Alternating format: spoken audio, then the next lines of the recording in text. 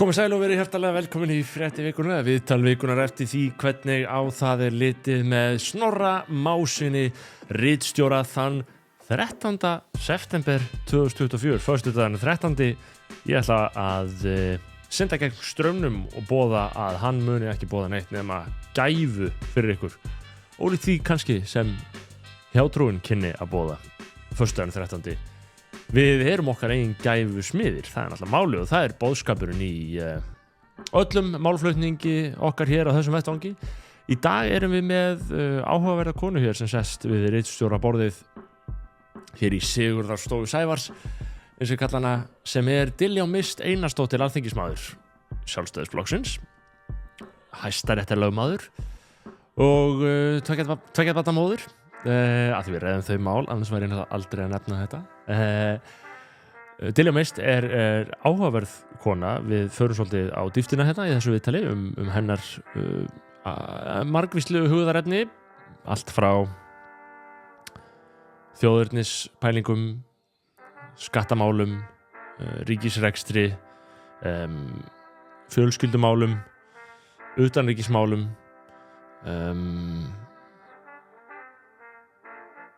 já, alls konar svona.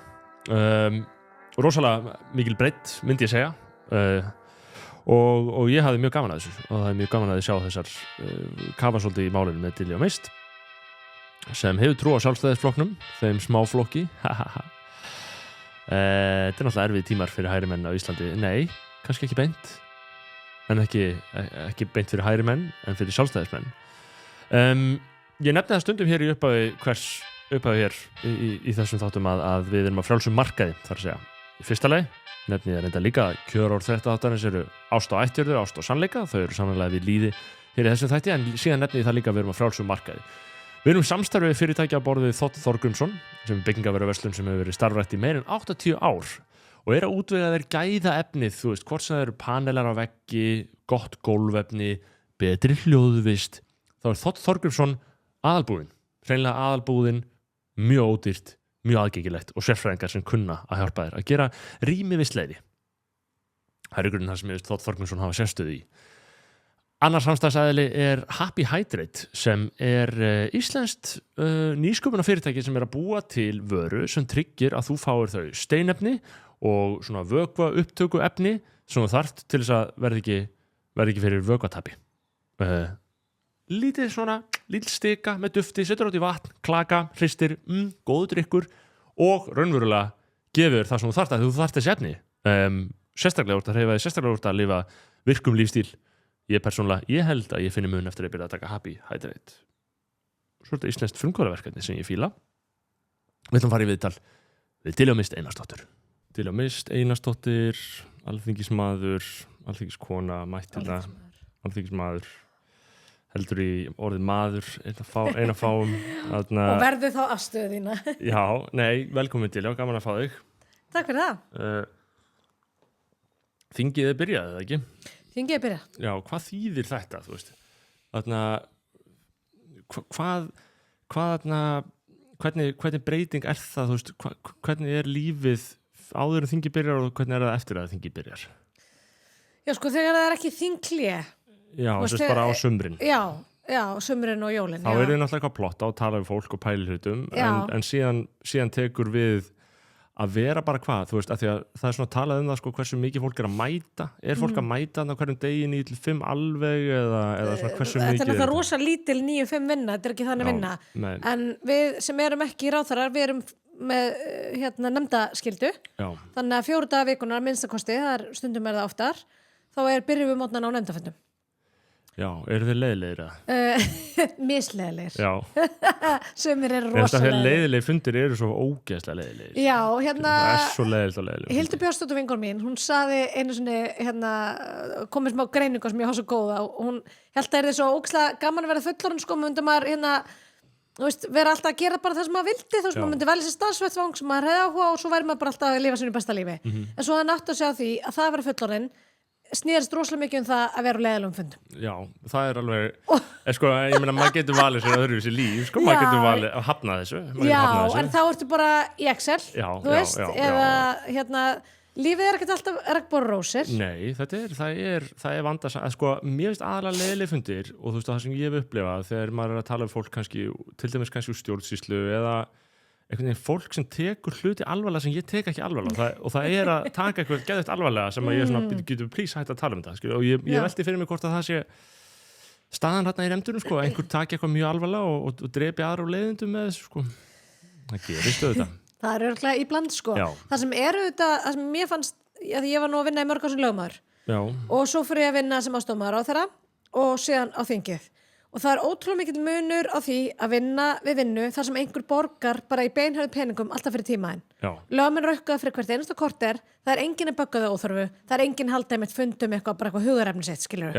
Þú situr aldrei á leiðalegum fundum, þannig séð. Þeir eru bara að minnsta kosti mjög snöggir.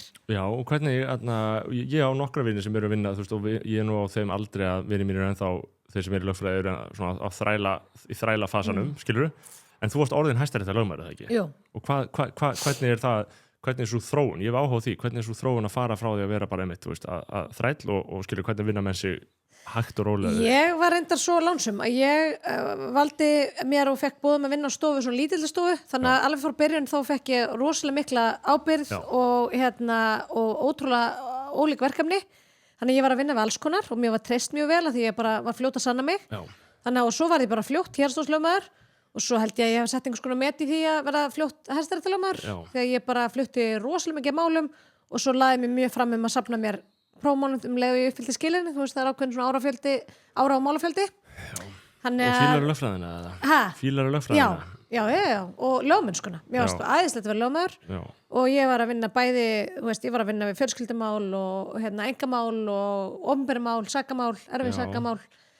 Þannig að ég gera á fyrir að snúa aftur þangað einhvern tímann. Já, og svona fræðilega, þú veist, lögfræðigreinin og að læra þetta og að pæla mikið í þessu.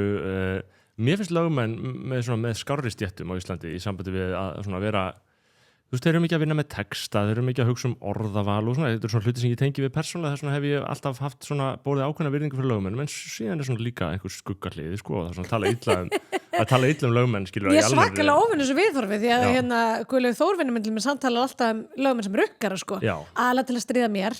Hann tala alltaf fyrra líf mitt sem rukkari. Já, og þeir eru það, þetta er alltaf sumt er svolítið dirty business, sko, en þeim er fyrirgefið, sko, þetta er bara þeirra starf. Já, ég vona það og ég vona að við förum ekki að gera of mikið því að maður sér aðeins tilneyingu til þessi fjölmiðlum að segja verið að samsama lögmenn með skjólstæðingum sínum. Þetta eru auðvitað bara vinnaðinn. Hvað þýðir það þegar það gerist? Já, sko, sumir lögmenn... Já, akkurat, þegar þú ert að taka mál fyrir ykkur. Sko, þú ert að vinna fyrir, bara eins og bara þeir sem að gæta hagsmuna sakborninga, þú veist, í ljótum ofbeldismálum, eða hvað sem það er. Einhver þarf að gera það, af því að við trúum á réttríki, við erum sannarlega, viljum allir rétt á málsvörn, en svo einhverjum lögmennum er bara að kenna það sjálfum, sko, að þeir séu kannski transjó mikið fram, að þetta er bara vinnaðinn. Og það er ástæða fyrir þú ferði í skikju og þú ert í ákveðnu hlutverki og svo ferði úrni, þú veist. Já, akkurat, þetta er svona, en síðan er það bara spurningum að halda áfram að, þú veist, þessi gaurar þau eru bara að halda áfram að hamast í þessu og svo á endanum fyrirgefstinn, þú veist, eins og Willi Will, hann svona á augnablika sem hann er mjög umdeildur fyrir að vera að gera eitthvað, svo bara heldur hann áfram að vinna vinnuna sína og svo bara, þá bara svona fjarar þetta hægt og rólega út, sko. Við sem höfum unnið með Villa, ég hef nú verið nokkuð svona á mótunum í réttasal. Já. Ég hef ekki ennþá hitt hann lögmann sem ber ekki rosalega mikla verðingu fyrir Villa af því að hann er alveg frábær lögmaður og ég myndi sjálf ráða hann ef ég væri að hvað gerir frábæran lögmann? Hann við höldum áfram að tala um þetta hvað gerir lögmann? Já, hann bara þekkir málum sín mjög vel, hann er með mjög góðan og samfærandi málflutning. Er þetta bara spurning um að skrifa góðan texta? Nei, alls ekki, af því að þú þarft bæði að það er náttúrulega misjant eftir hvernig mál það eru. Hann er náttúrulega mikið í sakamálum og þar hef ég séð hvernig hann vinnur. Já. Og þá er þetta bara spurningum að þekkja málavestin að þekkja fordæmin, þú veist, að vera búin að kynna sér bæði málið og þetta rétta hliðina. Já. Þannig að, sko, þeorítiskt er það þannig að það er einhver rétt niðurstað og það þarf bara að koma staðinni. Já. Þannig að þetta er ekki eins og í Bandaríkjunum þar sem þú ert að reyna höfða til einhverjus kviðdóms og spilatilfinning, það er ekki svo les. Nei. Og það er fallega hugsun að það sé að í raun og veru að allt ferlið frá því að einhver sangar einhvern eitthvað og þannig að niðurstaðan komin að sé þá bara einhvers konar rannsókn allra aðila. Eða ef einhver krefur einhvern goldi reikning eða svo mál sem ég kom inn svona var að vera að bítast mótorhjól sem hafði staðið í 40 ári í kjallari hjá einhverjum Já, verið að býtast á eignarhaldið það já, það er áhugavert. já, Ég hugsaði það, þú veist, að því að ég átti íbúð, seldana og var eitthvað svona, já, þessar möblur geta alveg verið þarna í smá stund, skilur, þú veist, ég sækja þær einhvern mann, skilur, og síðan hugsaði hversu lengi get ég trassað að sækja þetta ógeðslega drasl. og við komum til búin að hefða þessar eignir. Og þú veist, áður en að það bara komið einhvers konar svona eðlilegt ástand bara, þetta búið að vera inn í 5 ári, ég er búin að búa hérna, skilur, ég veit ekki, það er, og hvernig fór þetta mótorhjólumál? Það fór bara mjög óvænt sko, það sá sem að hafði gemtað hjá öðrum í 40 ár, hann fekk það tilbaka sko. Já. En auðvitað sá sem að gemti það, hann sagðist hafa fengið það gjöf sko, en það snerist.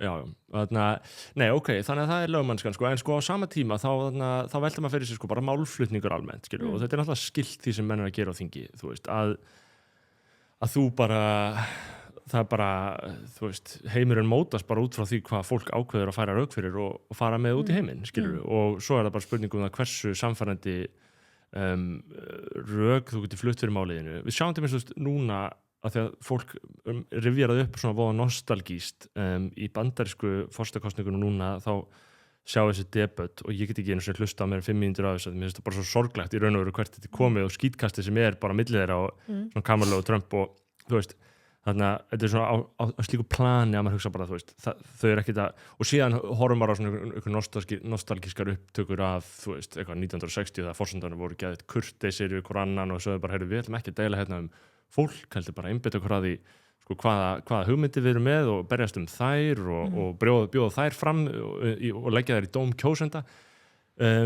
Þetta skítkast, sko, þú veist, ég veit, þetta er náttúrulega ekki einslæmt á Íslandi, en það fer mikil orka í svona, eða hvað finnst þér? Finnst þér að þið náið að ræða mál og þú talandi um þess að nefndafundi, er það þannig að þú veist, sem þingmaður getur þú bara fengið áhuga á einhverju máli og bara raunverulega komið breytingu til leiðar?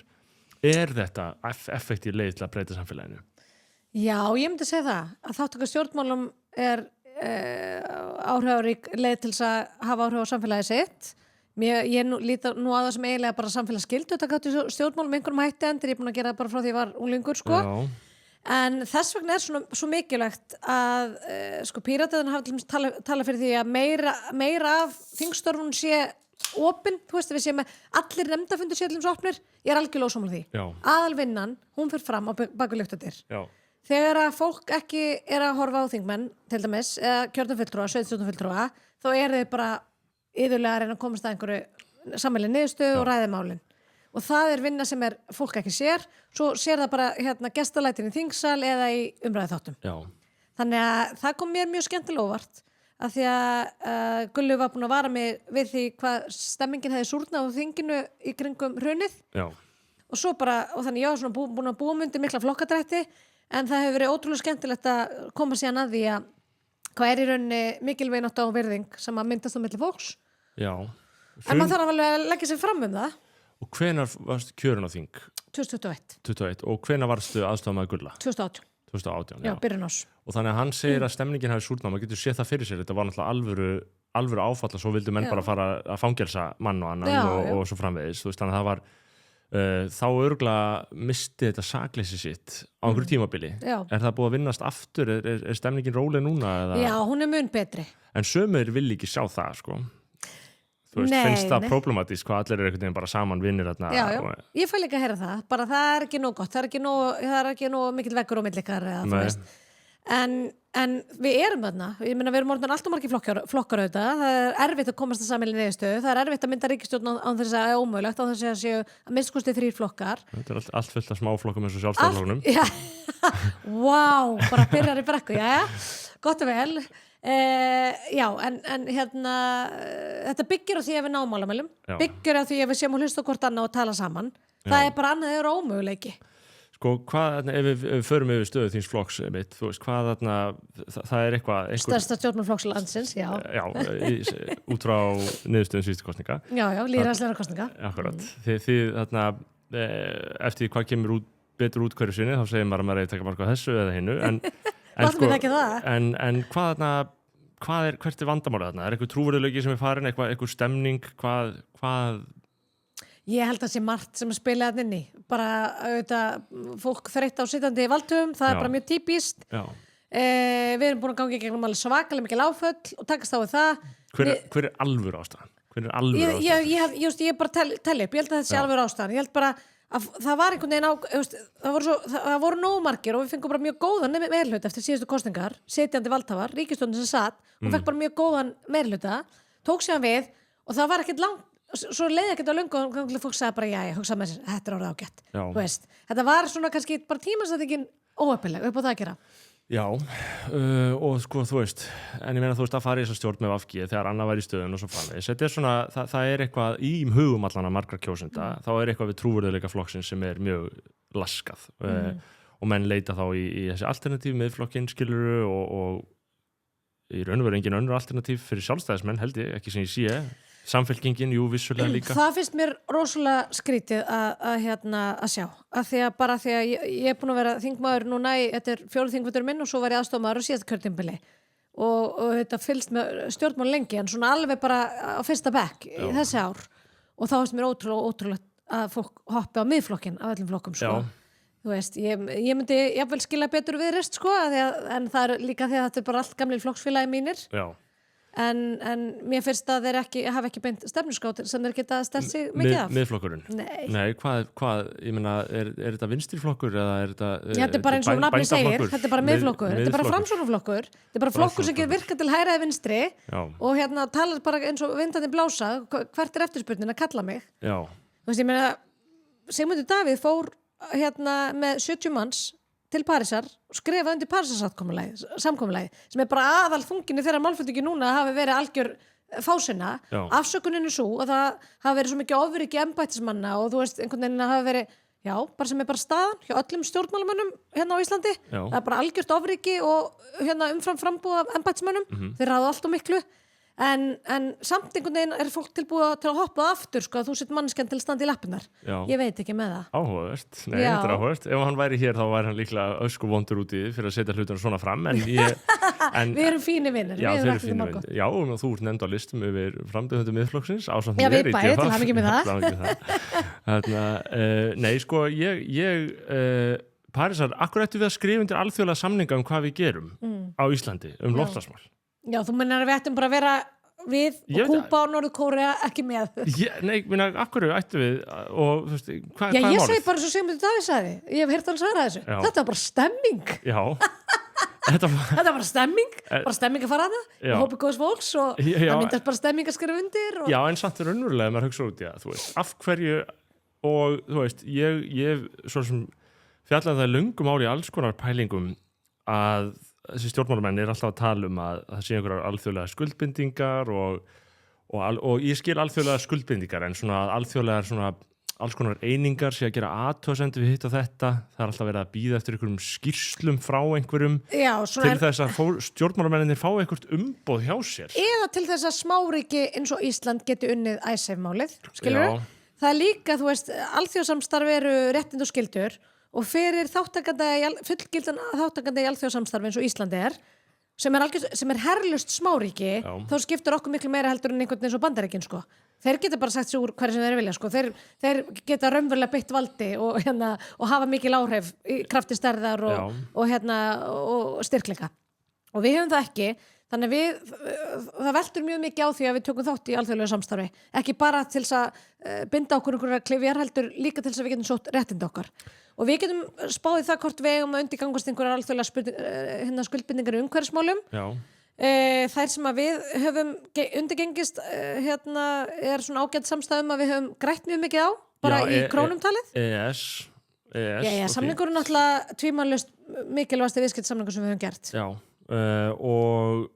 en svona ég man ekki hvað það var á einhverjum tímapunkti var þú veist Guðmundur Ingi að tala að við þyrftum að gera eitthvað hitt og þetta út af skýrslum hvort það hefur verið OECD eða eitthvað svona eininga umburðarleysi í íslensku samfélagi það var ekki nóg mikið umburðarlindi og inngilding í íslensku samfélagi það getur verið líka bara einhver svona Sameinuðu þjóðapparat það var eitthvað við Sameinuðu þjóðana minni mig og ég var að fjalla þetta, ég man bara ekki nákvæmlega hverja staðirna voru en það var allan að þú veist að þá var verið að vísa til að við verðum að grípa til ákveðna aðgerða þessu sviði út af því sem stendur þessar skýrslu og þessi skýrsla er eitthvað sem þarna einhverju starfsmenn, mögulega kannski einn íslenskur og einhverjur erlendir hafa unnið við að lesa íslenska fréttir sem bara það sem við sjáum, þú veist, við getum alveg átt okkur á þessu þannig að þeir komu með svona sitt gestsauga sem samt bara lélegt auga, ekki gott auga okay. Og segja okkur svo hvað við að gera og við einhvern veginn að fylgja því eins og það sé eitthvað guðspjall mér finnst svo skrítin þessi tilhenga af hverju erum við ekki bara að meta þetta sjálf og það er líka alltaf verið að býða til eitthvað svona mér finnst svona og mér finnst þetta mín tilfinning að það sé í stjórnmálunum einhver svona tilheng til þess að þú er ekki alveg að ábyrgjast málið sjálfur þannig að þú verður einhvern veginn að segja bara þetta að vera að segja okkur að gera þetta En það er nú kannski ekki bara stjórnmálum, þú vilt svolítið þegar kemur að ákveðnum þáttum, bara til þess eins og bara fjárhagslegu heilbrigði eða stöðu ríkisfjármála, þá viltu á óhæður alþjóðlegur aðali taki út stöðuna og gefi þér eitthvað mat og hvernig það er. Já. Síðan getur fólk deilt þú ert að nefna eitthvað, kannski, þú veist, alþjóðasamning stöðu fatlaðs fólks eða hvað sem það er stöðu hinsegin fólks og við viljum fá okkur mat á það og eftirgjöf, þú veist, ágjöf hvað við erum að gera og það getur bara verið og svo oft í þessum varðandi þessi skuldbindingar þá er einhver raunverulegar afleiðingar heldur en fólk er bara meira að hugsa svona orðspors áhættu eða eitthvað sem lyft upp og án þess að ég veit hvað þú tala því að þú manst ekki alveg, þú veist, og við erum eitthvað svona fabulera en ok, en ef ég giska þá er náttúrulega flokkunars Guðmundur Inga er kannski frekar upptekin af svona ákveðnum málflokkum og vilja fá einhver svona klappa bakið fyrir þá þú veist, og þá er þetta ótrúlega gott að geta sagt bara hérna er regnbókort Sameinuðu þjóðanna varðandi stöðu hinsegin réttinda og við þurfum bara að gera þetta til þess að klífa ofar af því það er eftirsóknarvert. Sturta peningum í samtökum 78, það er frá samtök sem eru svona pólitísk vinnveitt. Búa til eitthvað svona kúnatæki þannig að þetta, þú veist, kaupi varning og já, þú veist, ég meina getur verið hvað sem er. En það er bara pólitískar áherslu þeirra flokka og fólk verður líka kannski að geta sjá gegnum það, að lesa það sko. Ekki það, mér þykir það að vera mjög eftirsóknarvert að við séum hátt á listum yfir bara frelsi fólks, meðalans hinsegin fólks. Gott og vel, já, ég sammála því. Það er margt í svo alþjóða samstarf er á ýmsa lund. ESB lítur ekki vel út þessa dagana. Nei, ég segðu Viðreisn það. Ég var að hlusta leiðin á Þorbjörgu Sigri þingkonu Viðreisnar tala einmitt partísina sem meginlandið er sko. Já. En nei, það eru bara blikur lofti og ég var nú koma fundi, evróskum fundi, þingmanna ráðstefnu ESB sem við eigum sæti á og fáum að sækja og það er ótrúlega merkilegt að fylgjast með hvað er orðið harkaleg átök innbyrðis hjá ESB út af alls konar málum. Og hvernig finnst þið fylkingarna að vera að skiptast í því? Það er náttúrulega augljóst þarna með Orbán og þannig, sko. Já, þetta var í Ungverjalandi mitt. Já, og þar er, og ég held að þú hefur verið að skrifað það á sínum tíma, að þar er ekki bara þessir kjörnu fulltrúar Evrópusambandsins á móti ákveðnum ríkjum, heldur bara allt batterið og óljós línan oft á milli þess hverjir eru kjörnir og hverjir eru ekki kjörnir. Gaurinn þarna sem heitir Thierry Breton held ég, sem er yfir svona einhverjum stafrænum málum og ber ábyrgð á svona einhverjum alls konar ritskoðunar löggjöf sem ESB er að koma með, raunverulegri ritskoðunar löggjöf. Þarna, hann er ekki kjörinn sko, hann er bara ráðinn en hefur mega áhrif. Og já, ég velta fyrir mig hvernig fólk getur látið hvarla að sér að vilja ganga inn í þetta á þessu stíi. Ég bara tek undir það með þér og ég fekk ótrúlega ókveikjandi fyrirlestur í höfustum Evrópuþingsins og við þingmenn sem fórum frá Íslandi þar sem var verið að fara yfir sem sagt áhyggjur starfsmanna Evrópuþingsins bara eins og þetta verið starfsmenn Alþingis, skilur, bara fólki á skrifstofun Alþingi var að hafa áhyggjur af því hvernig næstu kosningar myndi fara. Þetta var umræðumni, þetta kemur bara gæi með glærusýningu sem ég fengi senda sem að það sem hann er farið verið áhyggjur yfir því að það séu flokkar andsnúnir ESB að taka og sölsundi sig þingsæti á Evrópuþinginu. Þetta sé ágefni. Og ég var svo þess að hann er starfsmaður. Hann er starfsmaður. Þetta var ekki pólitíkus að ræða pólitíku, hann var bara starfsmaður, þú veist, og hann var að ræða sérst herferð, kosningaherferð sem Evrópuþingið var að standa fyrir til þess að reyna að koma í veg fyrir þetta. Já. Og þetta er náttúrulega svo óbóðslega ókveikjandi að fólk skulle ekki hafa kveikt á því og það var nú fleiri en ég sem að snýja við sætuna þarna. Já og sko og ég meina og það sem er kyndugt við þetta er að þetta er fólk sem ég efast ekki að einn af punktunum hjá þessum aðeila hafi verið áhyggjur af lýðræðinu ef að þetta gerist. Algjörlega. Og hver er að þarna sveigja lögmál lýðræðisins þarna annar en hann, skilurðu, þú veist, og það er víða, það sem er ákveðin tilhneiging og eins og í Þýskalandi náttúrulega AfD að vera risastór og Áður en lengra haldið nefnum við það hér oft í miðum þætti að við erum í samstarfi við fyrirtæki á frjálsum markaði á Íslandi. Eitt er Reykjavík Photo. Reykjavík Photo útvega þér allt sem tengist hljóð eða mynd eða ljósi á ótrúlegum kjörum til þess að þú getur tekið upp í fagmannlegum professional gæðum fyrir engan pening og það er framtíðin og hún byrjar í Reykjavík Photo. Annað fyrirtæki er Myntkaup, talað framtíðina. Margir halda rafmyntir séu framtíðin eins og Bitcoin. Ef þú vilt versla með slíkar myntir, vilt dýfa tánni í þennan spennandi eignaflokk, farðu þá og verslaðu við Myntkaup. Það er örugga og einfalda leiðin til að versla rafmyntir á Íslandi. Og svo ættum við að sjá stuttskilabóð. Ný kynslóð Toyota CHR.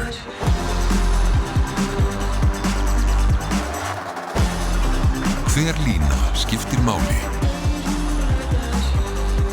Toyota, förum lengra. Það er víða, þar sem það er ákveðin tilhneigingu eins og í Þýskalandi náttúrulega AfD að vera risastór og þar eru menn svona komnir að mörkunum gagnvart því að banna flokkinn og bara raunveruleg mikil umræða á meðal sem sagt bara pólitíkusa bara í sósíaldemókrötum eða þá kristilegu hægri mennirnir eða hver sem er og það er svona, menn eru svona vegaði með þetta hvort það þurfa að banna hana flokk.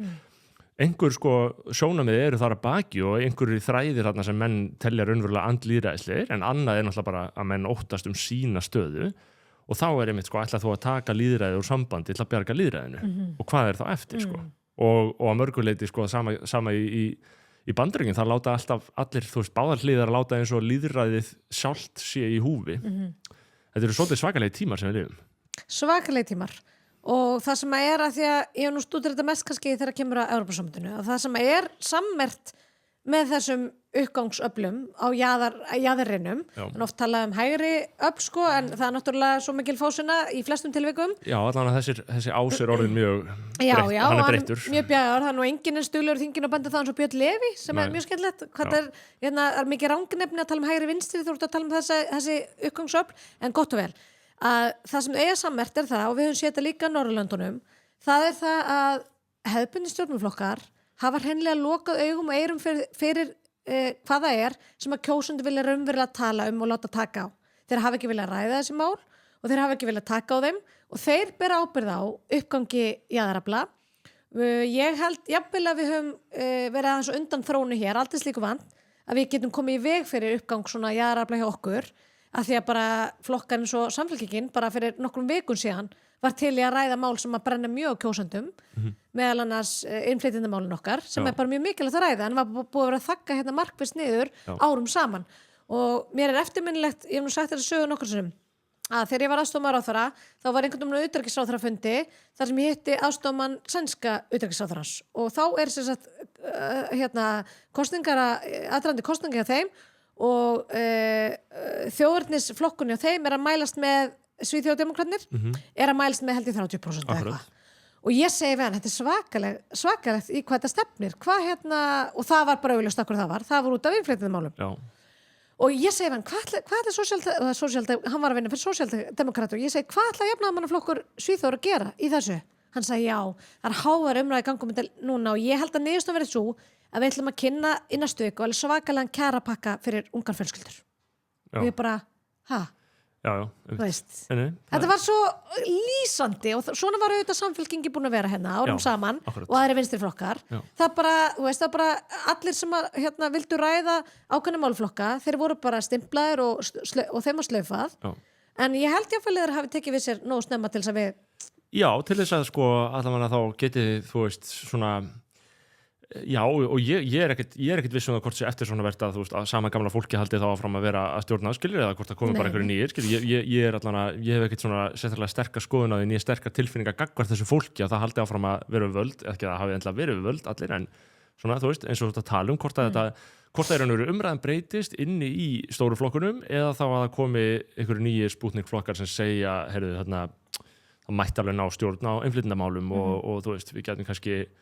því að eins og tölfræðin stefnir núna þá er innan geðsalafar verið að skipta þjóðin út eftir 20-30 ár það verður komin í minni hluta ef að þróunin heldur áfram eins og hún er núna en fyrir 3-4 árum þá var enginn að segja þetta þótt að tölfræðin væri að benda á hið sama og ég veit að Sigmundur hefur tekið þetta upp mér Sjálfstæðisflokkurinn ekki beint hafa tekið þessi mál upp á arma sína eða verið sko, og svo náttúrulega þessi risastóra umræða útlendingamál, sko, hvort þetta tala innflytjendur eða hælisleitendur og flóttamenn, þú veist, og ég hugsa að núna sé komin ákveðin konsensus innan flokkana allra að flóttamannamálin þurfa að skrúfa verulega niður og að fækka umsóknum, fækka samþykktum umsóknum öllu og bara minnka það kerfi, það hefur bara blásið of mikið út að mati líklega flestra, þú veist, að mati líklega flestra kjósenda og það eru þeir sem skipta máli, en hitt náttúrulega útlendingamálin í víðari skilningi, sko, þú veist, bara hversu mikið fólki getur við tekið á móti, meðan þarfir atvinnulífsins eru ákveðið miklar, skilur, en það þorir enginn að, þú veist, það hafa allir alltaf látið eins og þessi náttúrulegumál, sko. Það bara hérna, þú veist, 15 þjóðurinn núna útlendingar, þetta hefur rosalega áhrif á ákveðnum stöðum sem, sko, vinstri elita í Vesturbænum, þar sem ég bý, sér aldrei, sko. Útlendingarnir búi ekki þar, skilur. Skólarnir eru ekki orðnir annarkvort krakki útlendiskur, skilur, þú veist.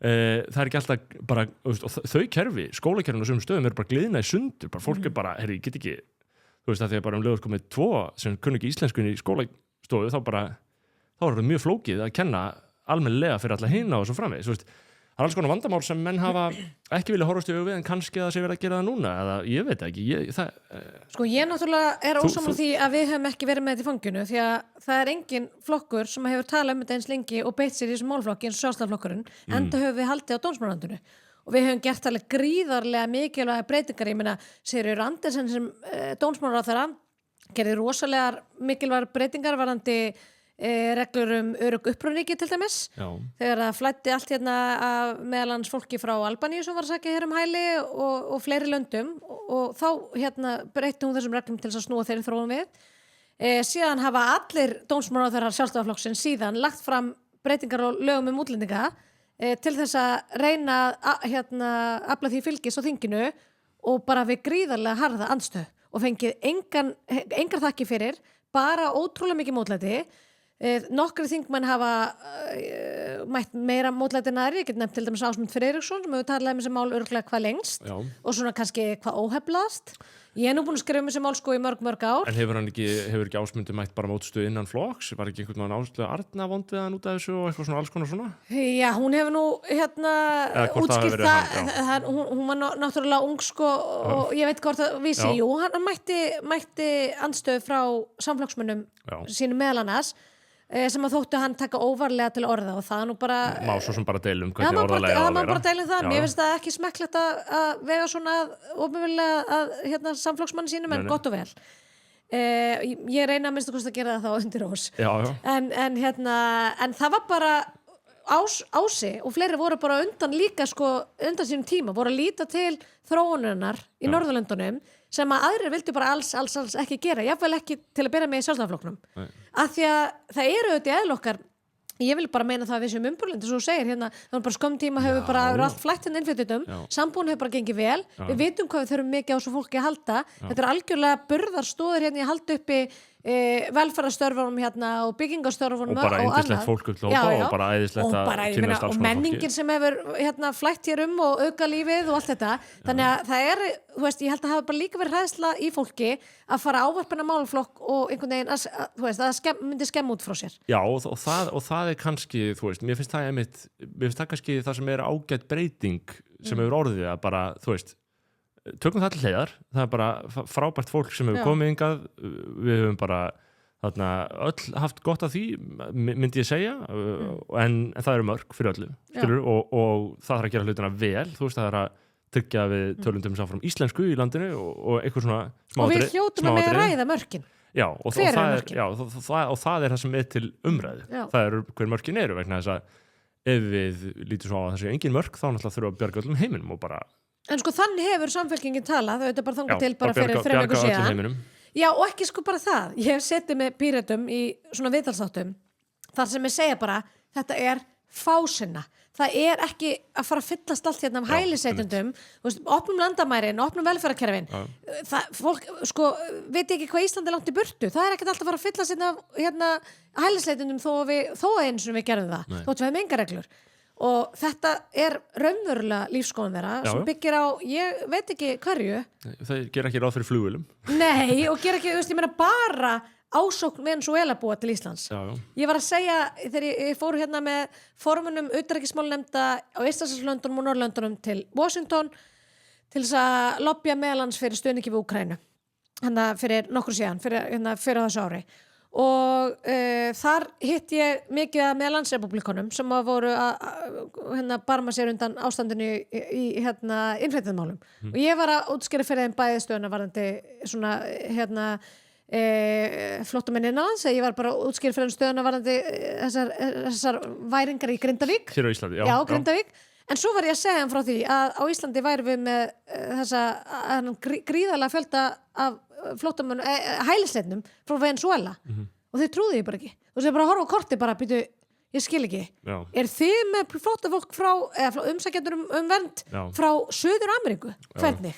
Einmitt, þeir lifa náttúrulega í við búum við þeir lifa náttúrulega við allt annur landamæri skilur þeirra úrlausnarefni eru landamærin en útlendingar eru alltaf að spyrja með þessu hvernig eru þið með annars vegar fíknefna vandamál og hins vegar innflytjenda vandamál býtur þið ekki eiga? Þið eru ekki með landamæri Nei, og það er náttúrulega bara þá er það og hefur ekki verið fjallað það flugfélög hafa neitað að gefa upplýsingar þá sem eru í flugunum þú veist, hvað eiga þá íslensk landamæra yfirvöld að gera? Bannaði með lenda og mér finnst og þú veist og það er líka bara þú veist, eins og segir með þessa heimsýn og maður skilur alveg hvað þetta kemur frá hvaða staði hjartana það kemur að vilja segja bara, komið bara þú veist, ef þau þurfi hjálp þá bara reddu við því skilur en skilur það er bara til eitthvað sem heitir tölfræði, ríkiskassi og bara raunverulega geta okkar til þess að sinna hlutunum skilur það var einhver gamalkunnur franskur sósíalisti, mann og ekki nafna á lengur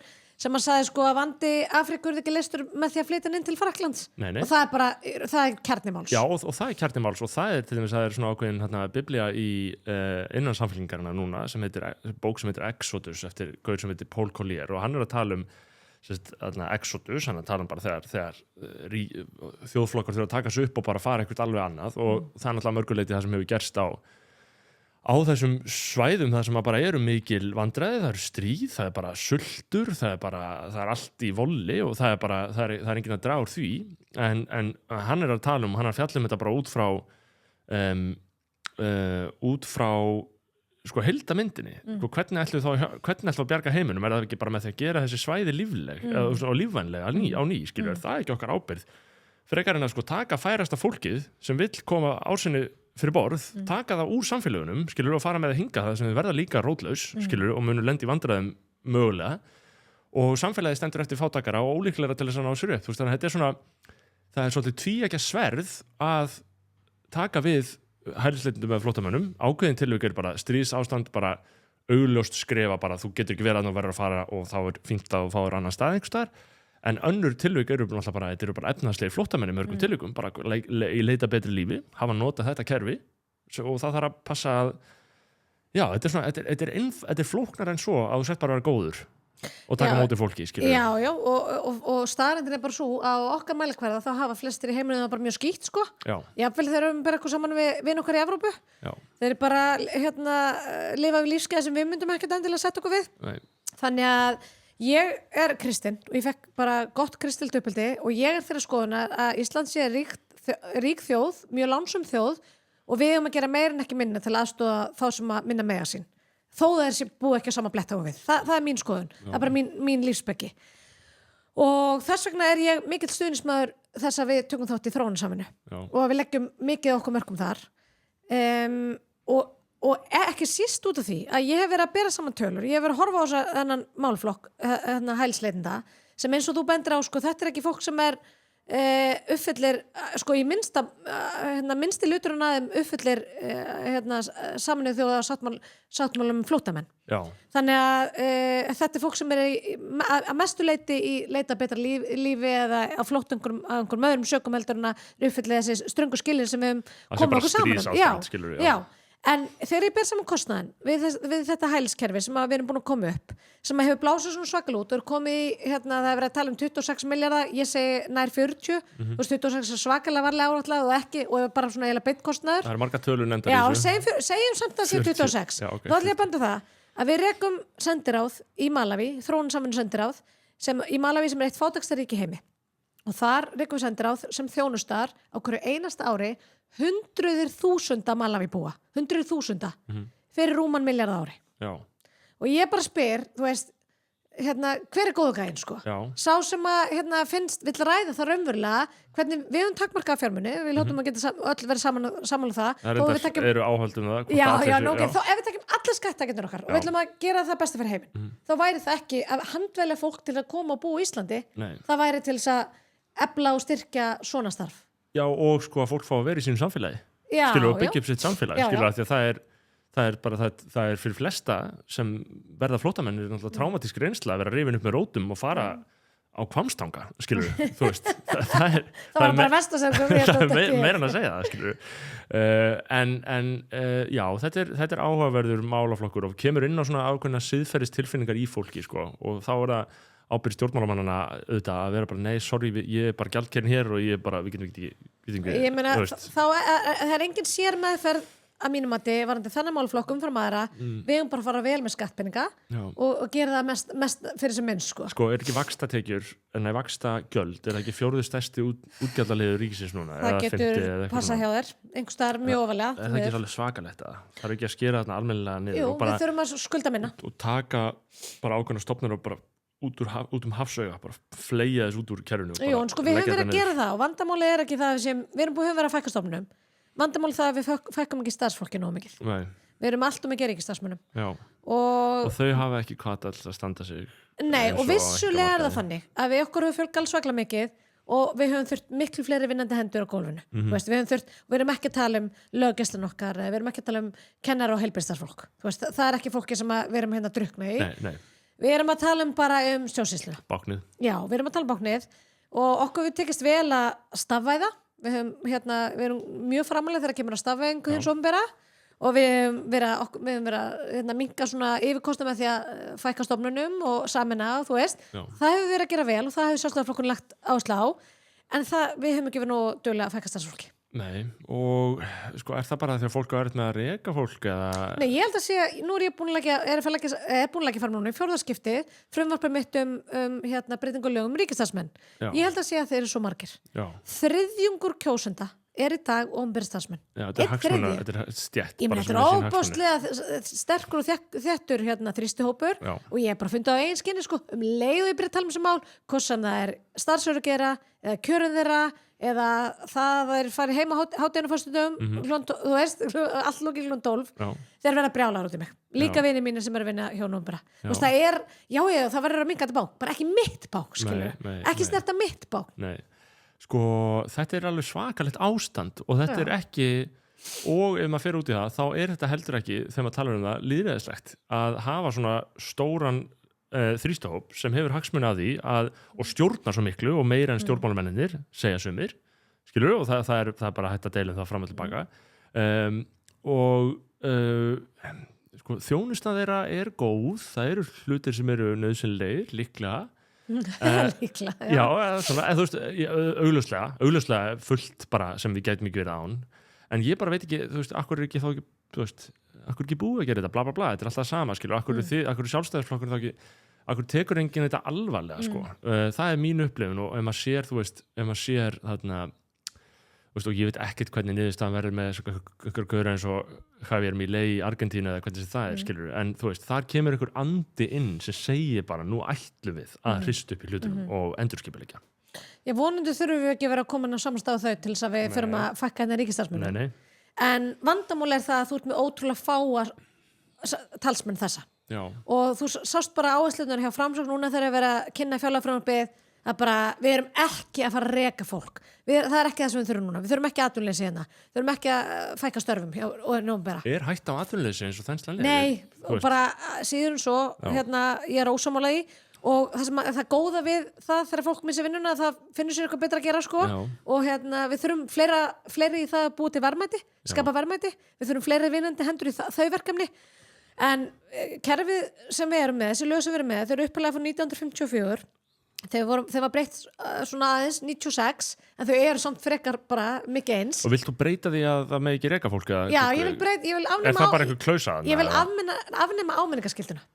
Þú getur ekki sagt upp ríkisstarfsmanni nema áminnan nema þú sért í farir hérna einhverju krókuleið í hérna einhverja skipulagsbreytingu og svo eru starfsmenn sem að missa vinnu hjá nómbera það er ástæða fyrir að þessi tala um að þessi æfiránir það er því að svo fara þeir bara í kjarabarð, þú veist, þeir fara bara í Stéttarfélagið, kæra. þeir fara að kæra, svo fara þeir með þetta fyrir dómstóla og forstöðumenn ríkisstofnana, þeir frekar býða af sér fólk í 20 ár. Já. Þú veist, það er bara ódýrara og fyrir minni tími það. Já, og með minna drama, Já. þú veist bara minna drama. Koma þessu fólki bara fyrir það sem það er ekki hérna... Ef að þú stendur í þessi forstöðum að ríkisstofnunar að það verið að kæra þig, Já. skilur þá er það bara að fara að taka upp Já. mikla orku hjá þér. Sem lögmaður, þá bara, já, þetta tekur alveg svakal mikið frá fólki Já. og það fer svo mikið tími og peningur og orka í það að stundum hugsa, og ég bara veit að þegar það komið tíminn og sagt það bara... Og hver er mót málflutningurinn, þú veist, það er þá að opinberir starfsmenn eigi að njóta þessum réttinda út af því að Ég samfylkingin hefur til mis mótmælt þessu hvað harkalegast á Alþingi. Ég fengi að mæla fyrir þessu, þannig að það fara fram umræður og þar hefur samfylkingin tekið alveg harkalega til varna. Já. Og sagt bara að það megi ekki svipta opinberir starfsmenn neinum réttindum.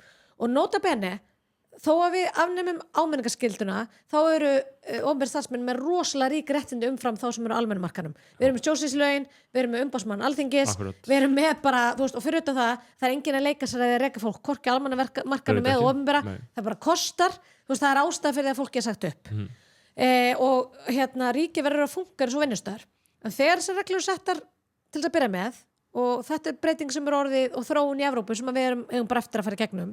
Þegar þessar reglur eru settar til að byrja með, þá er það til þess að vernda fólk sem að vinna hjá hinu opinbera gegn og gagvart pólitík. Já, pólitískum afskiptum. En býtu allar fólk að halda því fram að starfsmenn á Landspítalanum séu bara ótrúlega útsettir fyrir pólitískum geðþóttaákvörðunum. Fólk sem að, þú veist, bara svo dæmis ég teki sko. Þetta er úr sig gengið. Já, þetta er úr sig gengið og að því gefnu að pólitíkin sé að blandast inn í þessa vinnustæði sem ég efast ekki að hún geri, þá munu yfirmennir og þeir sem eru á stunda þá pólitík finna þá aðra leiði til þess að beita pólitíkinni, skilur og bara og hérna, þannig að þetta verndar ekki raun og veru. Sko það er hægt líka bara undanskilja toppana, það er gert sums staðar í Evrópu, þar sem að til dæmis bara ráðnistjórar hafa sérstaklega réttarvernd að svo þeir sé ekki útsetti fyrir pólitískum afskiptum þar sem þeir eru ekki pólitísk skipaðir og svo framvegis. Þannig að það er alveg að komast fram hjá því.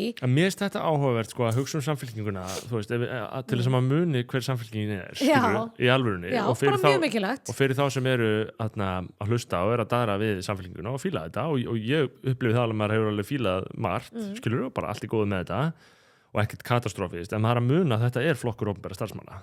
Já. Eða skilur þú veist. Þetta er ekki flokkurinn vinnandi manns, það er flokkurinn sem vinnandi manns stjórnumert hjá hennu opinbera. Já, hjá hennu opinbera. Maður þarf að muna hvaðan þau koma. Já, og fólk þarf nú ekki að leita langt yfir skamt, því að það er þetta bara flett upp í bara mjög nýlegum fingraðum hjá þeim, af því að hérna svo eru þau búin að múlbinda sig sko og endur uppfinna sig og smetla á sig nýju nælum sko, þú veist, og meika sig og hérna kynna sig sem eitthvað nýtt. En þetta er bara sama gamla góða samfélkingin. Þau eru bara komið með alls konar nýjerði sem að bara húsmaður úr gráu eins og ég er bara með að lesa í sko. Þannig að fólk verður að muna fyrir hvað þau eru umverulega að standa. Já, og ég held að það sé alls ekkert allt slæmt og margt flott sko, örglega og ég meina, en þetta er mikil áferðarbreyting og ímyndabreiting. Aðalega er það sko. Kristján kom með íslenska fánan, ekki kannski hér, en svona er að pósa með íslenska fánanum. Já. Það var bannað fyrir stuttu. Ég setti íslenska fána hjá mér þegar ég byrjaði með þennan þátt og þá fekk ég frá vinni mínum eitthvað, gaur, ég veit ekki alveg eitthvað svona, en síðan svona hægt og rólega bara er íslenski fánin komin í tísku, einhverjum skil ekki, eða hvað? Já, við getum þakkað samfélkingunum fyrir það að það búið að leyfa aftur íslenska fána. Já.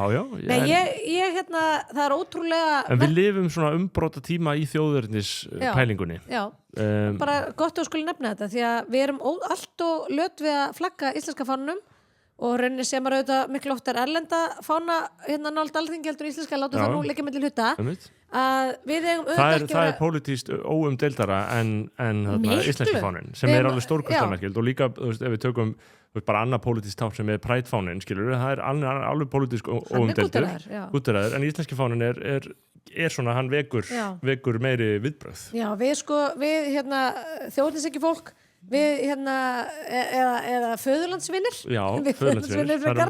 eru ýmsa fallega leiðir Já, svara já, þetta. við erum bara,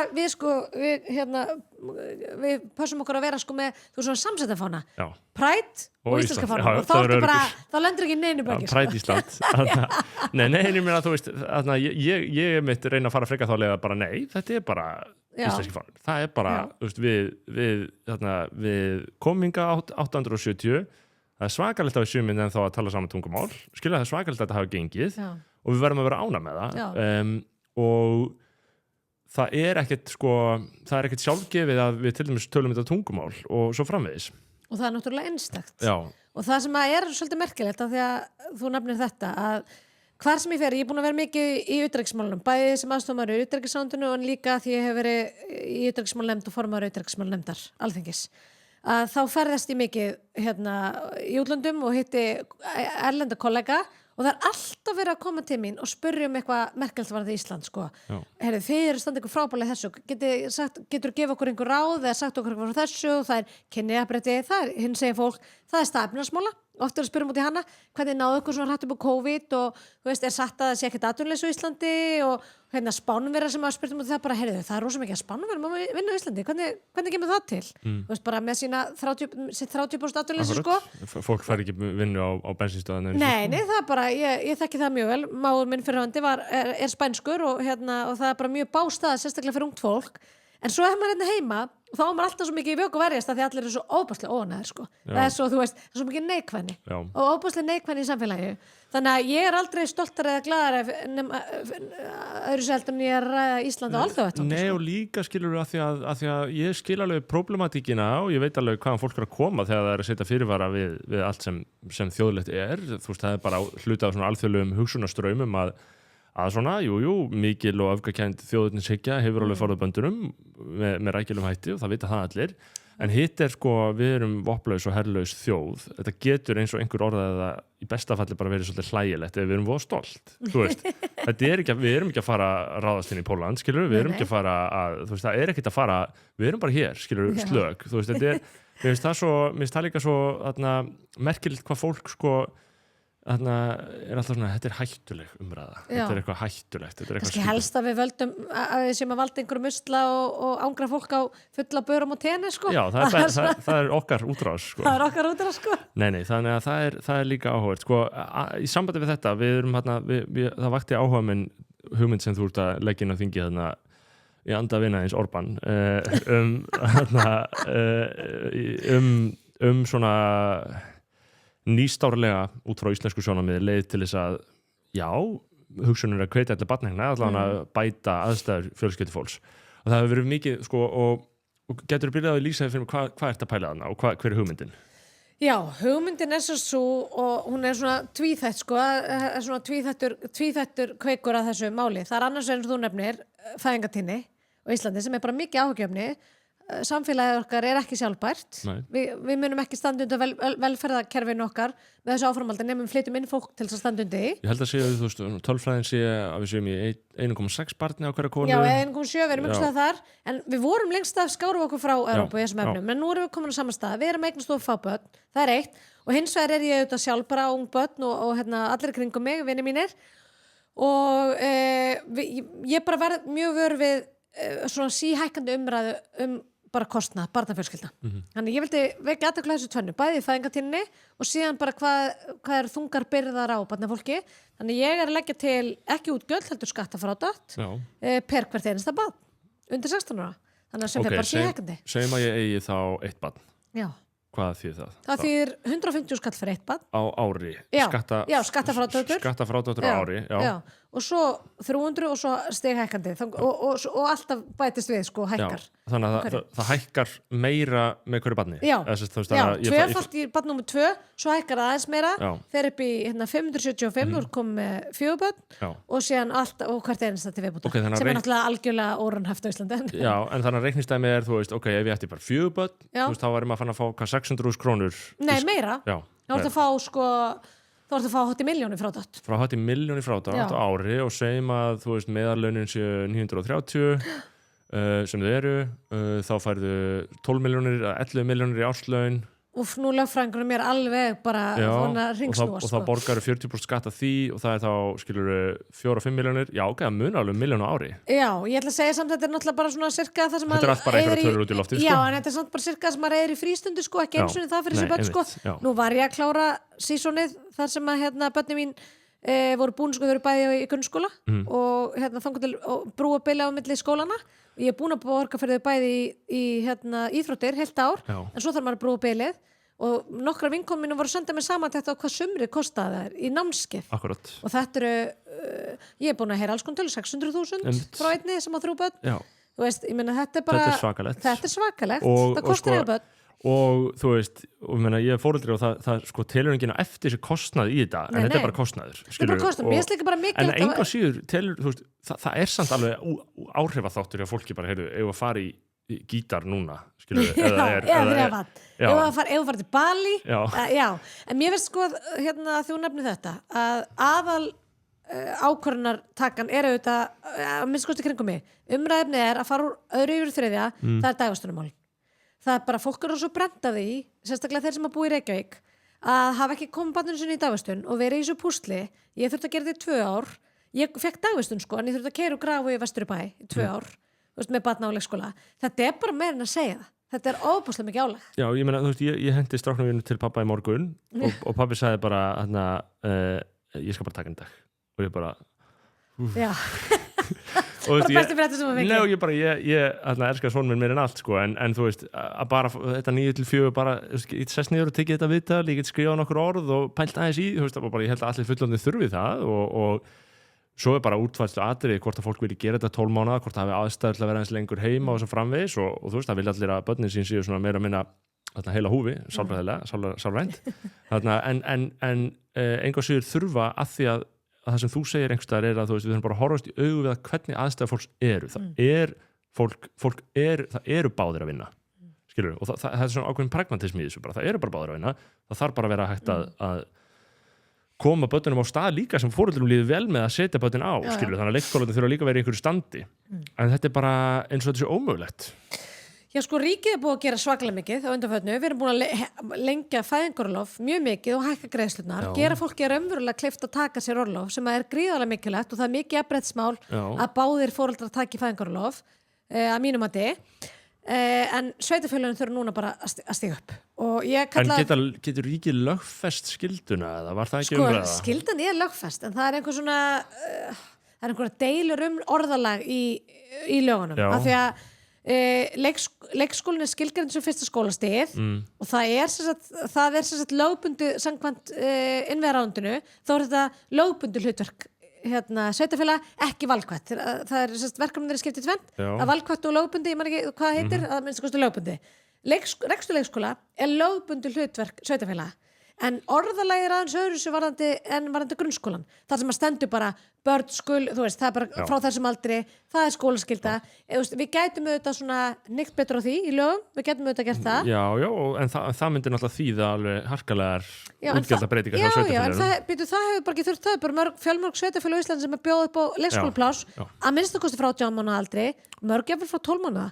Þannig að þetta er auðvitað spurning forgangsröðun í rekstrum. Þú getur ekki verið með mannréttindaskrifstofu Reykjavíkurborgar, þú veist, og allt þetta dúlleri svakalegt. Já, og ég væri til að vita hvað fer mikill peningur í örglið, bara svona pólitískan áróður, sem er bara það sem er stundaði hjá Reykjavíkurborg, það er bara skrifstofurnar, heilu skrifstofurnar af fólki, skrifstofa borgarstjórnarleimis, og til þess að mannréttinda örgl, skilurðu, sem er bara geymslustæður fyrir svona vinstri vinni þeirra, sem er það, þetta er bara svona hugmyndafræðivinna, þetta er bara hugmyndafræðingar sem eru hérna í fullu starfi við að gera einhverja skrýtna teikningar af börnum, eitthvað fjölbreytileiki bla bla bla og bara gott og blessað, en ég held að við gætum í dýrtíð, sko. Ég held að við gætum bara, við verðum að róa okkur í hugmyndafræðinni og við bara spara hér, skilurðu, en það er, þú veist, þau eru bara komið með eitthvað víi þarna, samfélkingin, sem bara er mjög erfitt að brjóta niður og ég eins og hvort að Framsóknarflokknum tækist það. Nei, ég held að Einari sé mikil vorkunn að labba inn í þessar herbúðir reiðra vinstri manna og ætla að taka sér eitthvað pláss þar, sko. Þannig ég sendi hann fyrir hugheila baráttukvæður. Fara hann og sparka upp hurðinu og bara allir út, við ætlum að endurskipuleggja þetta. Búp. Nei, en sko, en ég bara velta fyrir mig hvort það sé raunhæft að lýsa því þannig að þetta sé að valda eða það sé ekki leikskólapláss. Ég veit bara ekki hvernig peningamálin eru þarna eða hvernig þetta lítur út sko, eða hvort að sá vandi sé einhvern veginn djúpstæðari. Ég meina sko. samanburðurinn bara mjög augljós við önnur sveitarfélög. Þetta forgangsröðun og en svo allir brjálæður út í Kópavog fyrir að ekki vinir mín sem búa þar. Fyrir að fara með þetta niður í 6 tíma og svo bæta við 2 tímum sem þú getur bara borga fyrir og ég veit ekki hvort þú borgir mikið, ég held að sé tekjutengt hvað að borga, ég veit ekki alveg hvernig með rámar í eitthvað slíkt þú veist, ég held að dagvistun fyrir foreldra sem í þessari stöðu því ég og allir vinir mínir eru í nákvæmlega þessari stöðu bara laserfókus, bara hvernig ætla ég að leysa þetta vandamál í lífum mínu, þú veist, bara hvernig ætla ég að gera þetta vel, þannig að það sé gott fyrir barnið 6 tímar bara, þú veist, og þá þeir sem á bakland gætu þá bara doblað einhverja í einhverju svona vaktaskipti eða vilja hafa barnið svona stutt eða þá bara haft 8 tíma að borga eða eitthvað ekki mikið fyrir það það allir brjálæður út í Kópavog fyrir að finna einhverja lausn á þessu sko og framkvæmdastjóri jafnréttis félags Íslands eða hvað sem það og ég veit ekki hver borgar launin þar, örugglega ríkið þarna, þú veist, það var þetta stærsta bakslag bara sem hefur orðið en ekki bakslagi sem að við konur sem höfum verið að brúa beili hérna í Reykjavík höfum þurft að sæta. Ég myndi segja, sko, að því það margbúið að rannsaka að þeir sem að brúa beili í Reykjavík eru konur. Það eru konur sem sækja börn á leikskólan þegar þeir eru lokaðir og undirmennaðir. Þetta eru allt konur sem bera þessa byrðar og verstaddar eru einstæðar mæður og konur af erlendum uppruna sem hafa ekki baklandið, hafa ekki mömmu svo ég hef sem getur skotist og retta þegar leikskólan lokar á hádegi eins og gerðist mjög gjarnan. Maður var að missa úr og eins og Kópavog var líka sjálfur í var að missa úr fleiri daga á ári og hvort nú betra að vita að þú hafir bara leikskólaplás fyrir utan það þessi fjárhæð alls ekki óyfirstíganlega og eins og þú bendir á hún tekjutengd að því leitunum til að við ákveðin mörk þortu bara undan þeir eins og gjaldi við erum með ódýrustu leikskólaplás í heimi á Íslandi en fyrir hvernig eru þau? Hvort sem það eru tekið háir eða tekið lágir ef að þau eru ekki til stað sko. Nei, ég skil ekki heldur líka, þú veist, að því ég held að kostnað þáttakan hafi farið bara úr því að vera sko, hún hefur minkað þannig að fólk eru að borga og ég veit ekki hvort að það sé lausnin að hækka kostnað þáttakuna en sko þessi skattafrádráttur þú veist, ég var einhvern veginn að ræða við held ég konu sem heitir Sunna Kristín Símonardóttir, hefur rannsakað fæðingatíðina á Íslandi og ég tók viðtal við hana og þá var ég oft, þú veist, ég var að vinna á stöðtöð og var ég oft að velta fyrir mér þessum málum og spyrja, þú veist, foreldra bæði, þú veist, viljið heimgreiðslur eða hvað viljið gera og svo spyrja þetta fólk hvað þau eru að gera og svo framvegis og hvernig þetta hefur þróast og hún sagði sko að þú veist, það væri mjög slæmt ef að það væri farið út í einhvern veginn svona hvata sko, eins og þú ert að bæli út frá einhvern svona feminism og svo framvegis og þá sé ég svona þetta hefur gripið sig einhver svona sturlunni svona viðkvæmni, gagnvart barneignum og þú veist, eins og ég vísa í, þú veist, Orbán gerir þetta, skilur þetta þetta tengt við Það eru nokkur Evrópulönd sem gerir þetta Já, og örugglega fleiri lönd sko, en svona hvatakerfi fyrir barneignir eru tengt, það er svona einhver hugrif einhver tengsl við þú veist, einhvers konar einhverja íhalds hugsun eða hvernig það er góður skilur ekki vera og þú getur svo sem bara samsama við það en þú veist hvað viðkvæmni ég er að vísa til það er staðreynd þessi viðkvæmni og ég býst við að þú sért ekki haldin þessari viðkvæmni Nei, ég er ekki haldin þessari viðkvæmni og mér finnst svo merkilt að heyra fólk alveg svoleiðis orga yfir því umræðum annars vegar heimgreiðslur og hins vegar til dæmis Kópavogsmódelið sem að hefur ekki lyft litla fingri eða látið þess að heyra varðandi þá stöðu sem að er sannarlega til staða núna að konur eru að missa vinnuna að missa lífeyrisréttindi og orlofsréttindi að missa laun að sitja heima hjá sér og passa börn og enginn er að borga þeim fyrir það eða rétta þeim hjálparhönd sko. Þú veist, það er bara einhvern veginn status quo að því að það er í búi samfélkingarinn í Reykjavík þá er það bara lægi og þeir eru búin að planta vinnu sínum á alla helstu staði það sem það er verið að skrifa þessi álit og þessa Facebook statusa og svo, en svo er þeir sem að reyna að hugsa út fyrir bóksa eða leysa þessi vandamáli eða minnst að kosti bæta þessum konum þetta upp það er bara aðfyrðað bara kvennfrelsi Já, nei, þetta er stórkostlega merkilegt, ég er sammála því ekki það, þú veist, þetta er margliða mál þú veist, og ég svona triggerast aðeins við að þú veist, þegar verið að tala um ólaunaða byrði, þegar verið að tala um barnin sem byrði og eitthvað svona, mér finnst alltaf svona leiðilegt stundum hvernig hlutinir eru orðaðir í þessum feminísku fræðum, sko bara byrðin, þú veist, að þessar lífverur skilur, þú veist en hinn hliðin er einmitt bara pragmatískt bara horfa hvað er að gerast, hver er staðan skilur og hvernig getum við aukið líkurnar á að fólk að því þú veist, þetta skemmtilega sem fólk gerir á endanum að eignast 2-3 börn eða whatever, flestir vilja bara eignast 2-3 börn. Og það mun ekki sjá eftir því. Nei. Og mér finnst gott að nefni þetta því að annars verður þetta pragmatík en hins vegar þá ég nú alin upp af hámenntari konu sem var og heimavöndi húsmóður. Hún valdi sér það og eignast 4 börn á 6 árum og hún vildi bara gera þetta og við nutum auðvitað mjög góðs að því og mér finnst líka alveg óboðlegt að sé vera að tala niður fólk, hvort sem það eru mæður eða feður sem hafa áhuga á því að verja meiri tíma með börnunum sínum eins og þessi umræðum þessar heimgreiðslur að veri. Ég á bara fullt af vinkonum, ég var reyndar ekki eina af þeim, ég var óbúslega spennt að fara aftur að vinna en ég var fullt af vinkonum sem hefði svo glaðar og hafa talað þar hefði svo glaðar vilja geta eitt meiri tíma, þó hefði ekki verið nema nokkra vikur eða örfáum mánuðir heima og mér finnst svo ótrúlega sorglegt að við séum að tala niður og mér finnst sorglegt að við séum að tala niður líka þetta val og segja bara að þessar konur segja ekkert annað en hluta bakslæðinu hluta bakslæðinu, stóra bakslæðinu gott ef að mamma mín byrjaði ekki bara þetta bakslæðið, hefur rætt þetta vera, hún er ábyrg hún sótti sér hún var eina fáin sem að fór til Bandaríkjanna til að segja sér háskólagráðu og svo bara byrjaði hún til bakslæðið Nei, þetta er stórkostlega forvitnilegt margt í þessu, Dilja, við erum búin að vera að ræða ýmislegt en klukkutíma, ég ætla ekki að halda þér að eilífu Við getum vel setið lengi ég er bara að fá að koma aftur alls konar mál á dagskráni hvað er eitthvað í þessu skilur er eitthvað annað sem er þér ofarlega í huga ég meina þið eru bara farin í þetta þingvetur og það er alveg að fara að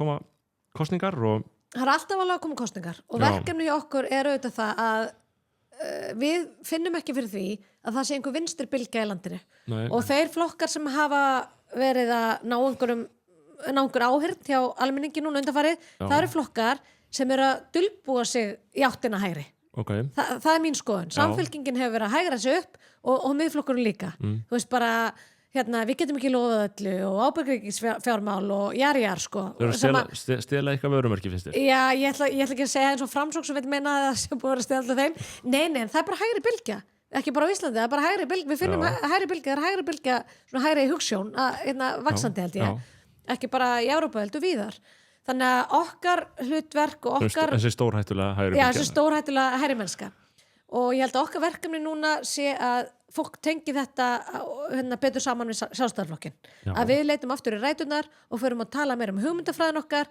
við erum og tala samfélagsmál einu sinni svona full tungli við höfum kannski orðið svolítið kerfisleg af því að við erum búin að vera að halda á fjármálaráðuneytinu og við erum þessi ábyrgi ríkisfjármálaflokkur og við erum búin að vera að passa upp á allt gangi við erum búin að fara hérna gegnum heimsfaraldur við erum búin að fara gegnum jarðhræringar það er stríð í Evrópu það hefur bara ýmislegt gengið hér á og okkur hefur fartast miklu betur á Íslandi heldur en eiginlega alls þar annars þar í heiminum þó að fólk sé að sligast undan húsnæðisafborgunum þá höfum við það bara mjög gott heilt yfir á Íslandi og við hefum bara verið að reyna að gera betur sérstaklega fyrir þá sem að standa höllum fæti og svo hefum við að fara að tala fyrir hægri málum og þannig að fólk tengi við og ég veit ekki, ég held ég að nefnda nú í þessu hlaðarpi einhvern veginn á dögunum, ég man ekki hvað samhengi en til dæmis talandi þessi samfélagsmál þú veist ég sá held ég Bjarna í hvort það hafi verið í Silfrinu bara nýlega og þá var hann að tala þú veist þannig að hann tekur sér þetta orðfæri í munn þú veist, hann segir að já við þurfum að fara í inngildingu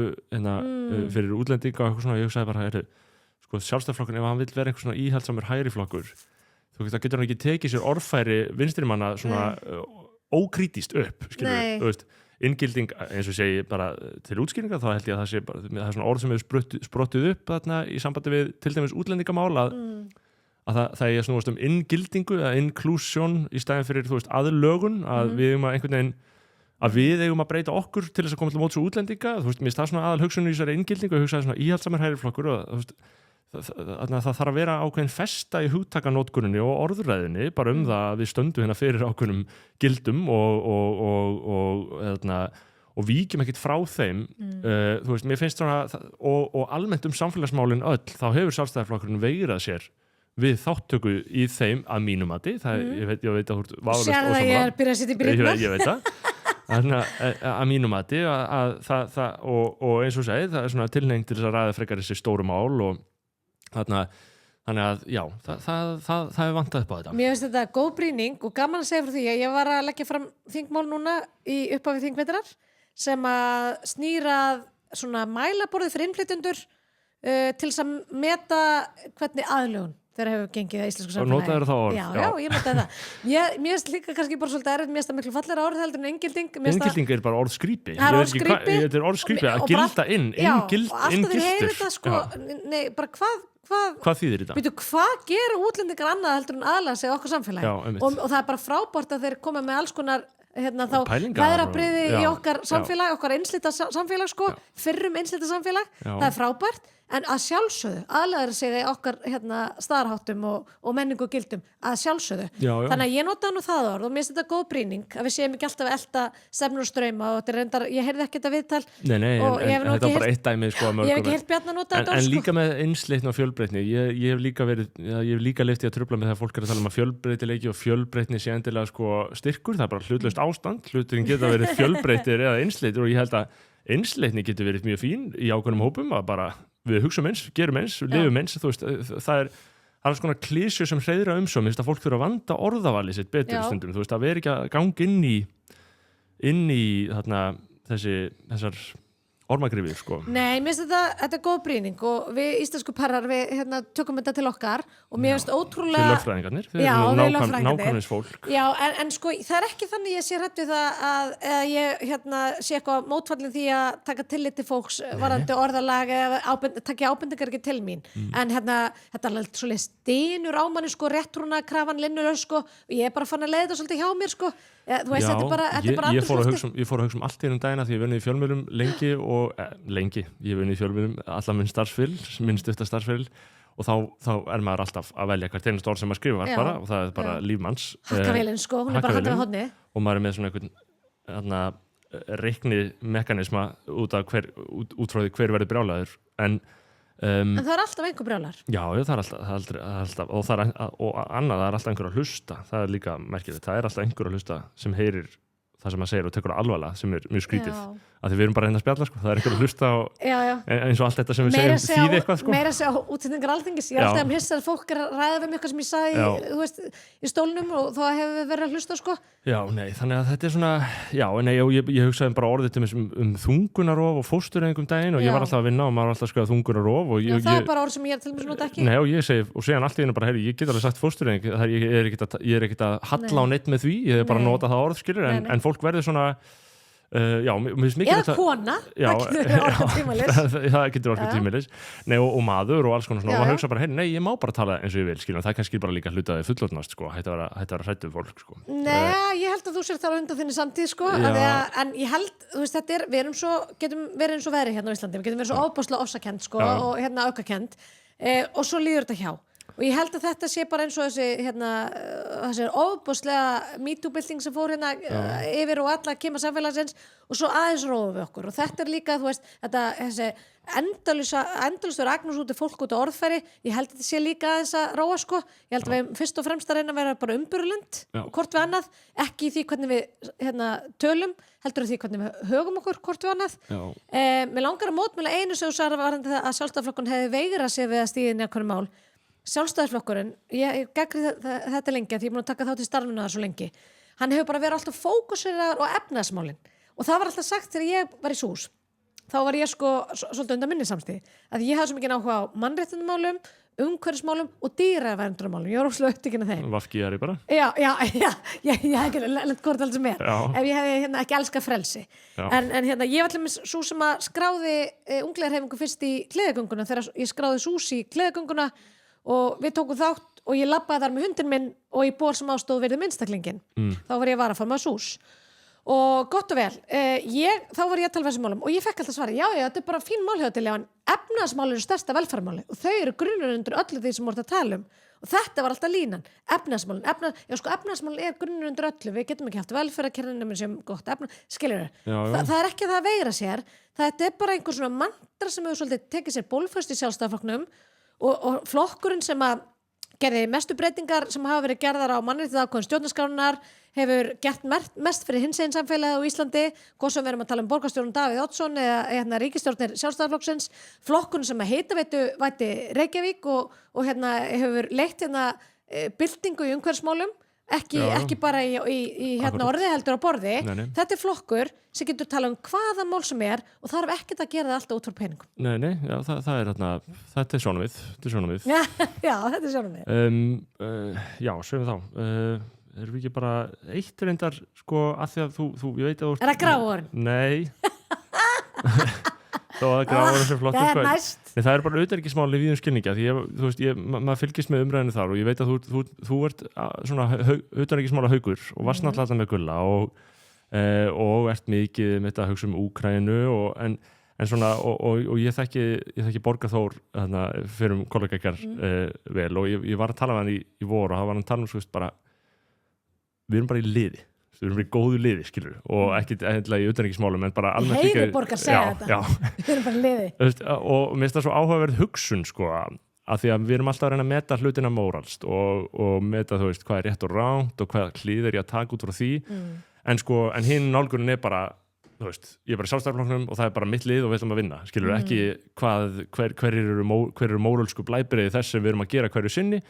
Og þetta er hugsun sem vinstrið náttúrulega hefur vantað og örugglega ástæðan fyrir því að það klúrast að tjá þeim sko, er að Þau eru ekki neinn liði. Nei, og það fer alltaf bútast niður í minni lið og þetta er svona spurningum að tilheyra einhverju heild og ég meina eins og ég segi, þú veist, þú sérðu utanríkismáli minna, þú veist, og Úkraína og þú veist, og þar er þú veist, þar eru við með öxulveldi hins illa sem ég held að þú hefur einhvern veginn orðað, þú veist, Rússland og Íran og það er svona vondu kallarnir í heiminum og góðu kallarnir í heiminum og þetta er svona sýn sem ég held að sé ekkert röng, en hún er samt svona hún er svart-hvít, skilur ertu með svart-hvíta heimsmynd í utanríkismálum eða þú veist, það er sem ég er að reyna að pæli, sko, hvernig getur maður vitað svona mikið hvað er rétt og rangt í heiminum? Ég held að sé ágætlega viðurkennd heimsmynd og þú getur máta við svo margt, sko, bara þú sér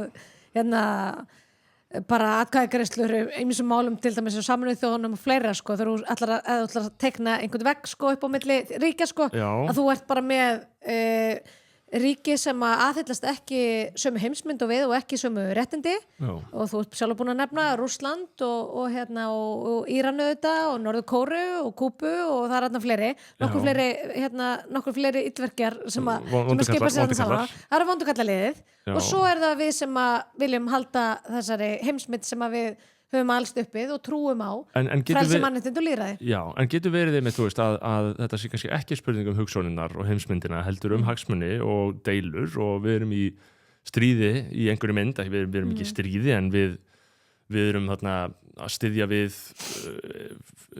við ríki sem eru í stríði við þessi ríki í sumum tilvikum og þá eru menn bara í stríði og þá náttúrulega er hætt við því að maður fari að og ég bara hugsa sko hænan eða ekki, sko, þú veist, er þetta vondi kallar að því að við erum í stríði við þá eða erum við í stríði við þá að þeir eru vondi kallar og ég held að góða hugsunum sé að við erum í stríði við þá að þeir eru vondi kallar en mögulega eru þeir vondi kallar í okkar huga að því við erum í stríði við þá. Ég bara velta fyrir mér sko svona þessari ég öfundaði bara af þessari festu að vita hver er vondur og hver er góður í heiminum, skilur. Já.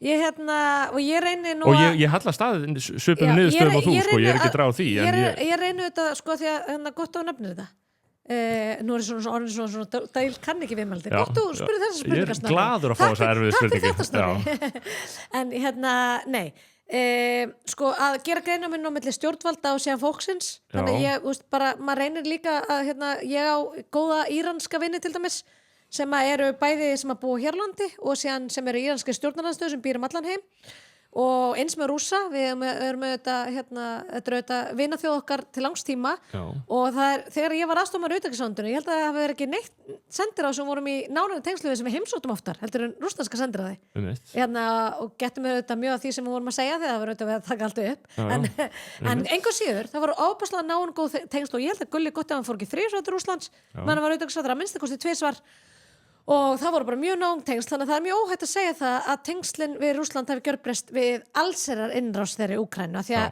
auðvitað er allsherjar innrásin, sko, þeir voru áður búin að ráðast tvisvar í Evrópuríki, sko, gleymum því ekki og það var samt búið að reyna að halda einhverjum sönsum í þessu liði og halda við góðum samskiptum og það bara dugi til og við getum ekki annað heldur reynt að læra sögunni, við getum ekki leyft henni að endurtaka sig og það á engin meira undir því heldur en Ísland að alþjóðlega svo er virt að það kom ekki bara hvað ríki sem í krafti stærðar og einhver yfirburða breyti landamærum bara því að þeim finnst að vera svoleiðis þá, sko, það er herlaust smáríki eins og við á allt sitt undir því að alþjóðakerfi bregðist við og þú veist, tækja höndum saman og sé í liði. Þannig að þú veist, það svarthvíti veruleiki minn. Já, ég sé það, mér finnst það bara og svo er fullt af fólki og kannski ekkit, það ekkit útbreitt, það er ekki mikil svona á Íslandi, það er ekki mikil andspyrna við stuðning við Úkraínu, skilur. Nei, við höfum verið mjög lánsum að vera þetta er ekki mikið til umræðu, sko, en ég bara versti ekki bara sem bara fyrir alls þegna að hugsa þessi mál og hugsa sko hvað ég meina og svo bara hversu langt gengur þetta og þú náttúrulega hefur líka skoðun á því að við náttúrulega, það er alltaf verið að tala bara við stuðum þetta eins lengi og við þurfum.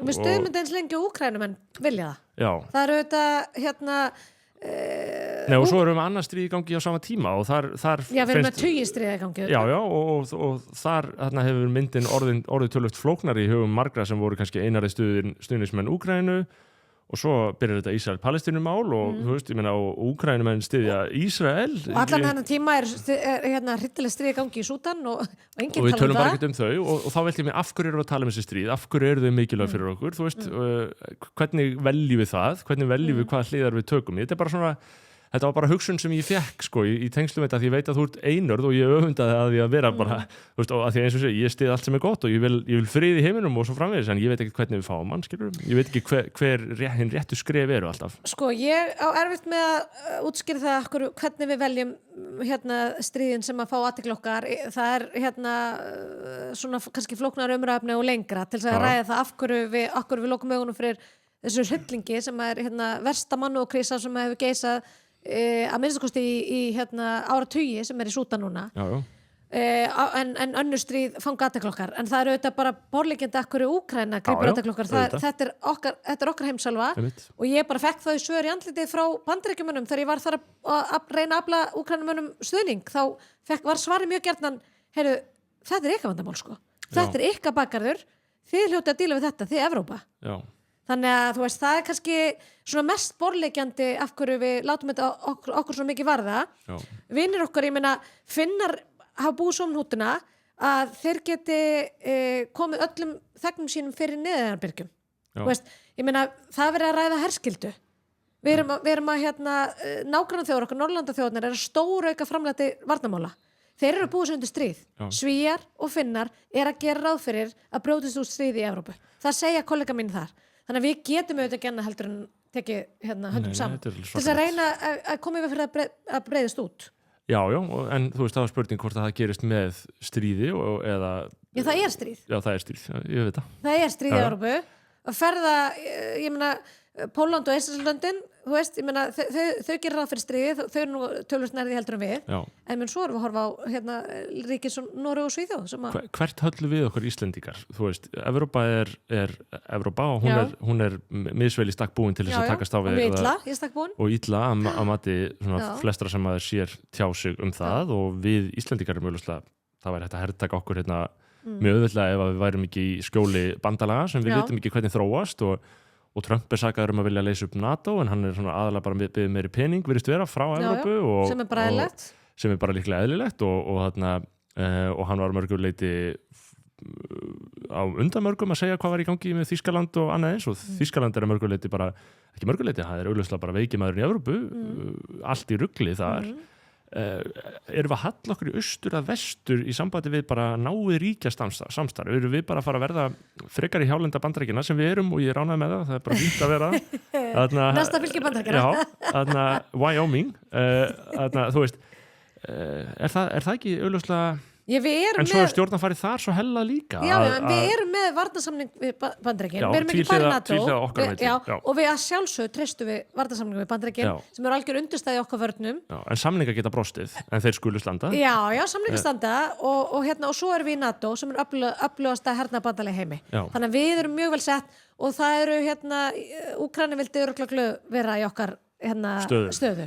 Þannig að við þangað til annað kemur ljós að þá þetta treystum við á þetta samstarf sem að við höfum sem betur fer gefið miklu meiri gaum. Það var ekki fyrir Sjálfstæðisflokkurinn fór í utanríkisráðuneytið sem að við fórum í raun og veru að beita okkur fyrir varnarmálum aftur fyrst skipti áratugi þegar Guðlaugur Þór var utanríkisráðherra þá var ekki til varnarmálaskrifstofa á Íslandi veist, hann verður varnarmálaráðherra leiðan verið utanríkisráðherra, þetta sami ráðherrann á Íslandi, það var ekki varnarmálaskrifstofa í ráðundinu, hann endurreist varnarmálaskrifstofuna, hann sett á fót deild fjölþáttaógna sem náttúrulega eiginlega svona stærsta öryggisógnin í dag. Eitthvað svona netdæmi, alls Já, konar hann lét koma upp svona öryggisherbergi í utanríkisráðundinu sem Bjarnaból. Já, og sem til þess að hafa örugg samskipti önnur ríki. Já, og ert þú ert ekki á því að herlaust land sé ekki skotmark, eða hvernig frasinn frá Stefáni Pálssyni, þú veist að því meiri varnir, að því meiri hætta. Já, þetta náttúrulega svo mikill barnaskapur að það er auðvitað vallar svaravert, en friðurinn og frelsið verður auðvitað verja. Ef það er eitthvað sem við lært okkur og einhverju svo Stefán Pálsson af öllum, hann ætti að vita það. Já. Að það verður að verja friðin og frelsið. Já, eitthvað svona strength through, power through strength, styrkurinn er vörnin, einhverju leyti, sko. Já, þetta og að lókum Ísrael og Palestína, hvernig heldur það þurfa að gerast? Ég meina, er hluti af þessum hugsar að Ísrael sé með í lögmætri varnarstarfsemi og hluti af þessu náttúrulega sturlaða slátranir. Þetta er bara hryllilegt ástand auðvitað, og eins og í öllum stríðum þá er þetta saklaust fólk sem verður helst fyrir barðinu á svona stríðsbrölti.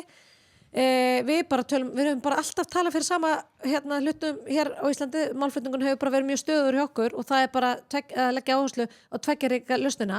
Já. Og forsetan auðvitað verður að gefa þessu fólki grið og koma á vopnahlé til þess, eins og við höfum álegt á Íslandi, og það verður auðvitað að skila þessum gíslum tilbaka. Já, og en er það til dæmis eins og með Úkraínu og Rússland, skilur, er það jafn skýrt í huga þér í þessari deilu, hvor vorum að nota orðið vondikallinn aðan, skilur?